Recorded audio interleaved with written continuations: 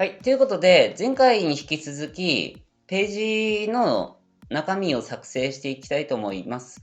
で、トップページをちょっと一旦消して、新しくまたページを作っていきたいと思います。で、まず最初に新規から固定ページの作成を行っていきます。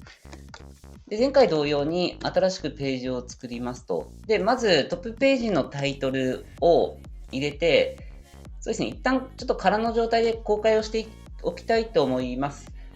URL スラックは、ホームなどと入れてあげて公開をしていきますと。はい。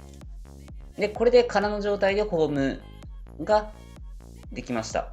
で、ホームのページを作っていきたいと思います。はい。で、まず、一番最初に、まず新しく画像を入れたいと思います。で、ここに入れる前に、前回使わなかった新しいブロックを使っていきます。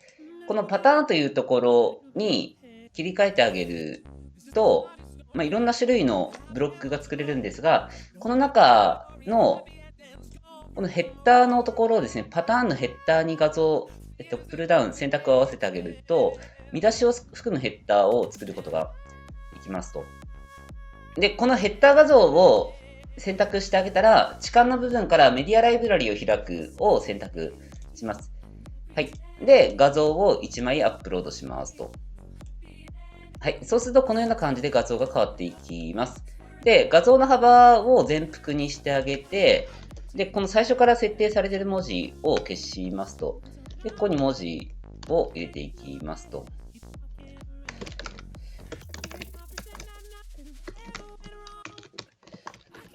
はい。で、文字を入れてあげたら、あとは右側のブロックの設定で調整をしていきますと。はい。で、設定してあげたら、あとは色ですね。このままで良ければ、このままでもいいかなと思います。はい。で、更新をしますと。はい。そうすると、このような感じで、文字が入っていきますということですね。はい。で、あとはこのような感じで、どんどん設定をしていきますということで、このブロックコピーをしてあげると、はい。これショートカットキーで、コントロールシフト D を押してあげると複製になりますということで、4つほど複製をしますと。はい。そうするとこのような感じでヘッダー画像が並んでいきますということで、この画像をそれぞれ差し替えていきます。ちょっともしこの間がちょっと詰まりすぎかなと、ちょっとこのあたりやって変えていきます。はい。ということで、使う画像をですね、どんどん変えていきますということで、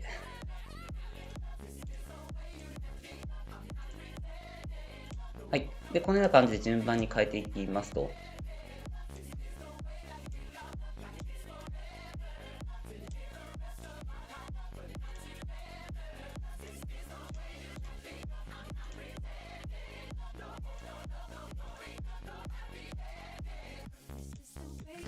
はい。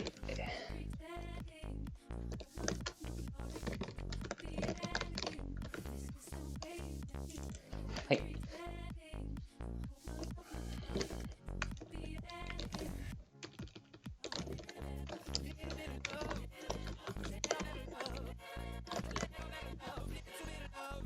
はい。このような感じでどんどんキャッチな言葉を入れていきますと。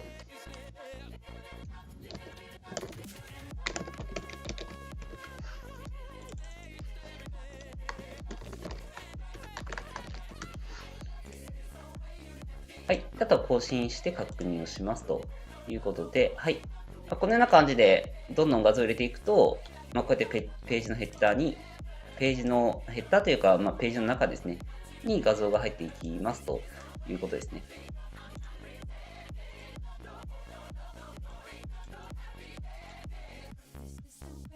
はい。これがヘッダー画像の設定の方法ですということですね。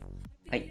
このような感じで、ブロックを使ってあげると、こういういい感じのレイアウトを簡単に組むことができるので、ぜひ使ってみていただきたいなというふうに思います。はい。ということで、また続きについては次回お話をしていきます。